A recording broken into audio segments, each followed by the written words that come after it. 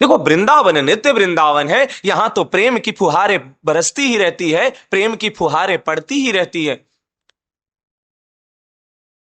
क्योंकि ये नित्य वृंदावन है। प्रेम रस सिंधु वृंदावन है, कल्पतरु वृंदावन है।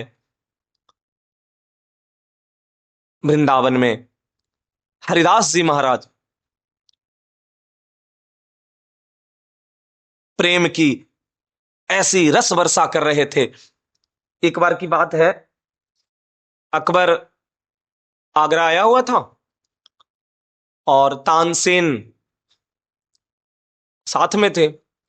तो अकबर तानसेन से कहता है कि तानसेन, आप जैसा गाने वाला गवैया इस पूरे संसार में नहीं है, तो क्या आपको इस बात का अभिमान नहीं होता, या आपको इस बात का गुमान नहीं होता?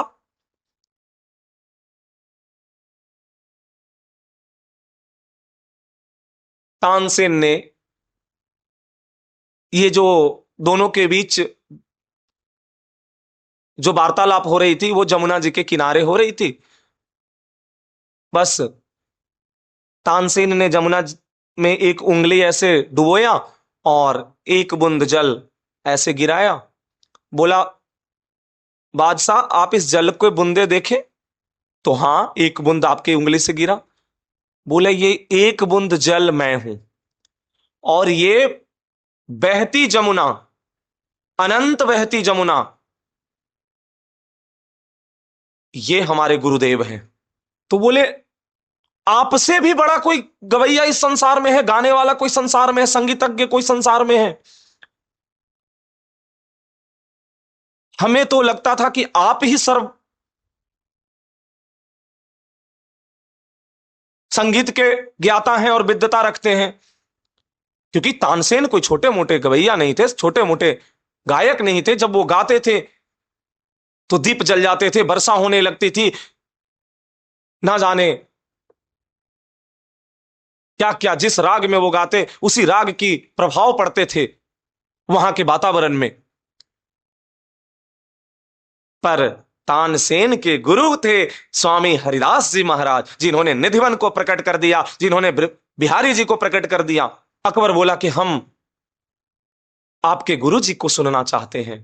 तानसेन बोले, नहीं, संभव ही नहीं होगा बादशाह, हम पहले ही क्षमा प्रार्थी हैं, संभव नहीं होगा, क्योंकि हमारे गुरुजी संसार के लिए नहीं गाते, वो तो तीनों लोकों के बादशाह के लिए गाते हैं। वो तीनों लोकों के जो शहंशाह हैं उनको रिझाते हैं। वो किसी संसारी बादशाह को और किसी एक मुल्क के ये बादशाह के लिए वो नहीं गाते।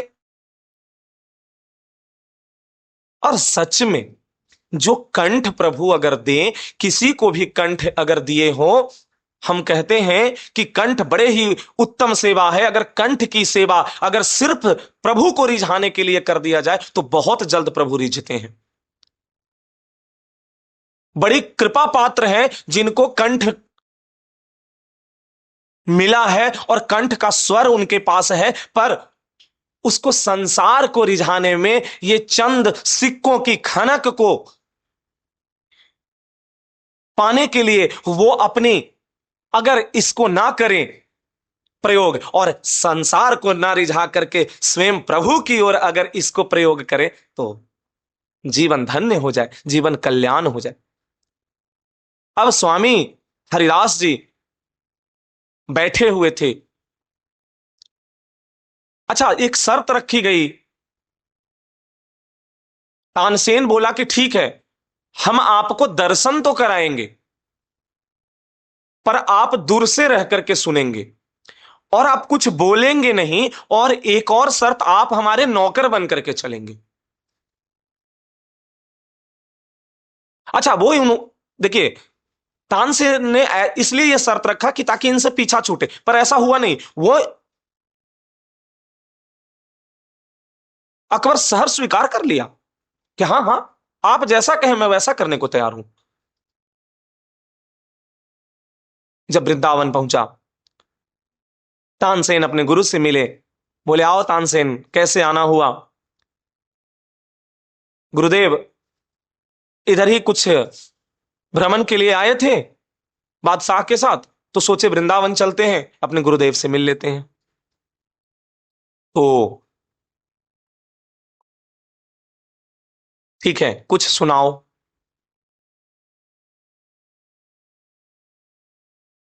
राग मल्हार सुनाने के लिए हरिदास जी ने कहा और तानसेन ने शुरू किया।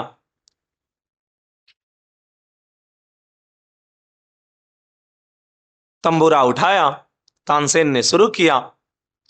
आज तानसेन ने कुछ जानबूझ करके गलत सुर बजाने लगे और गलत गाने लगे।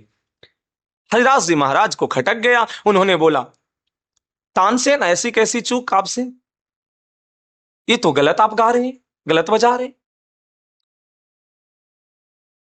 तो गुरुदेव, हमें तो ऐसी ही आती है, आप ही सुना दीजिए। स्वामी हरिदास जी महाराज समझ गए कि तानसेन आज हमसे सुनना चाहता है। अब हरिदास जी महाराज ने जब तंबूरा अपने हाथ में लेकर के और भाव में डूब करके जब उन्होंने राग मल्हार गाना शुरू किया, तो तपती दोपहरी गर्मी में मानो चारों तरफ घना घोर बादल छा गए और मयूरों के नृत्य शुरू हो गए और मानो वृंदावन में रस वर्षा शुरू हो गई। ऐसी आनंद की वर्षा शुरू हो गई जैसे सावन की महीना की घनघोर घटाई छाई हो।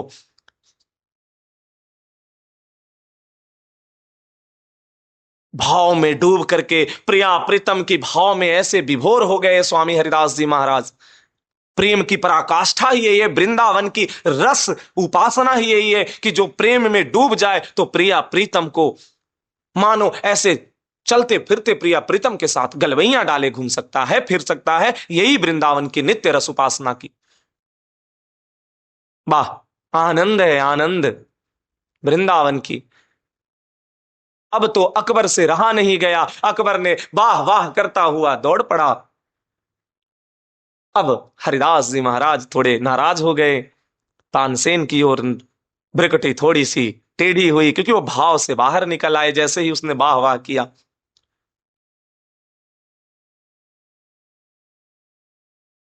तानसेन ने बड़े क्षमा करते हुए कहा, ये बादशाह अकबर हैं और बहुत ही इन्होंने विनती किया। हालांकि शुरू में तो भले ही हरिदास जी महाराज नाराज हुए, पर अकबर की उसकी दयनीयता देख करके हरिदास जी महाराज फिर प्रसन्न हो गए और बोले, चलो देखो, एक सेवक की वेशभूषा धारण करो, सेवक बन करके आया तो इसको चलो संगीत की कद्र तो है। अब अकबर कहा कि हमें कुछ सेवा का मौका दीजिए और हम आपकी खिदमत करना चाहते हैं, आपकी सेवा करना चाहते हैं। हरिदास जी महाराज बोले, नहीं, हमें कोई सेवा की जरूरत नहीं है। बहुत बहुत मिन्नत करने लगा, बहुत आग्रह करने लगा। तब हरिदास जी महाराज ने कहा, अच्छा, वो आग्रह में अहंकार था बादशाह होने का। तो बोला, नहीं, सेवा तो ऐसी कुछ है नहीं, पर अगर कुछ सेवा मैं बताऊं तो शायद हो नहीं पाएगा। तो अच्छा, दैन्यता नहीं हो पाई महाराज जी, ऐसी कोई सेवा ही नहीं जो मैं नहीं कर सकूं। आप जो बताइए आपके कदमों में हाजिर कर दूंगा। वो अहंकार था।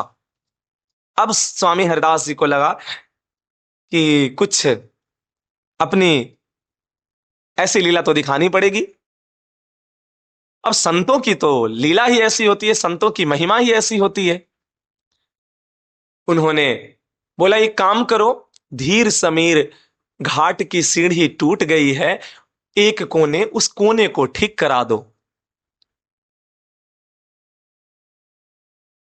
अब अकबर को मानो ऐसे लगा कि हमारी बेइज्जती सी हो गई, हमारा अपमान हो गया, क्योंकि इन्होंने बादशाह को बोला भी क्या, ये छोटी सी सीढ़ी की, वो भी कोने ठीक करने के लिए। हरदास महाराज बोले, सोच लेना, हो जाएगी ना ठीक, क्योंकि कोई बाधा मत करना, कोई वचन मत देना, क्योंकि वचन देकर अगर नहीं किया जाए तो वो सही नहीं है। अकबर को लगा ऐसी क्या बात है। उन्होंने बोला, महाराज जी, ये तो मतलब ऐसे 2 मिनट का काम है, ठीक है।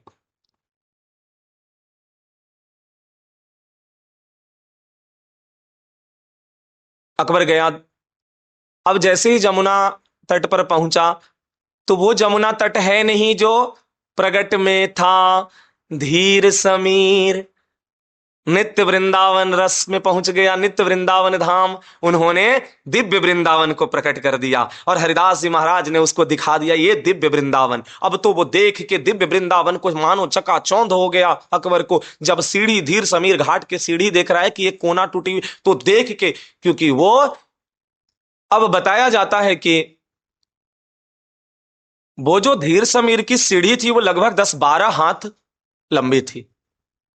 अब वो पन्ना से बना हुआ, अब इतनी कीमती पत्थर और दिव्य वृंदावन की वो सीढ़ी, और ये चकाचौंध उसकी रत्न और मणियों से जड़ी हुई देख करके अकबर के मानो पसीने छूट गए।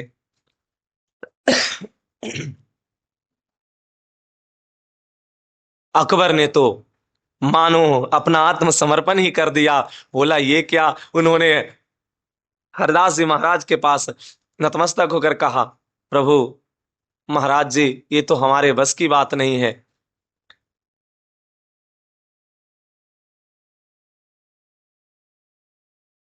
हमारी तो बस इतनी सी औकात है,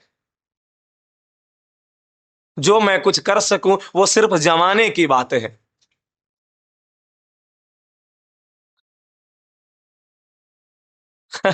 एक शहंशाह अपने आप को जो अहंकार लेकर आया था, वो एक सीढ़ी के कोना ठीक नहीं करा सके। बोला पूरी महल खजाना भी मेरा खाली हो जाए तो ये कोने, सीढ़ी की कोने ठीक नहीं हो सकती, हमारी औकात नहीं है।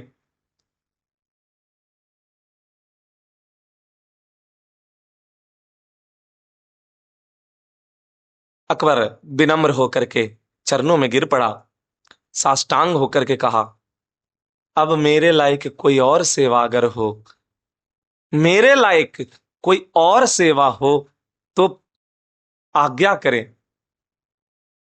तब बोले हरिदास जी महाराज, अब तुम सेवा करने लायक हुए हो,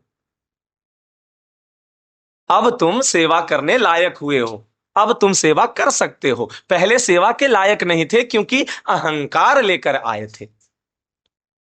पहले तुम सेवा के लायक नहीं थे क्योंकि अहंकार लेकर आए थे, इसीलिए अब हम तुमको सेवा देंगे। तब उन्होंने कहा कि ब्रज क्षेत्र में, ब्रज 84 कोस में कोई भी खग मृग पशु पक्षी की हत्या ना हो, शिकार ना हो, ये तुम घोषणा करो। और जो यहां के पशु पक्षी जीव जंतु हैं उनकी खान पान सेवा की व्यवस्था करो। अकबर ने उसी समय आदेश जारी कर दिया और हरिदास जी महाराज के चरणों में दंडवत करके फिर वो अपना गंतव्य की ओर निकल गया। उसने पूरे जीवन में हरिदास जी महाराज को अपना गुरु समान उसने माना।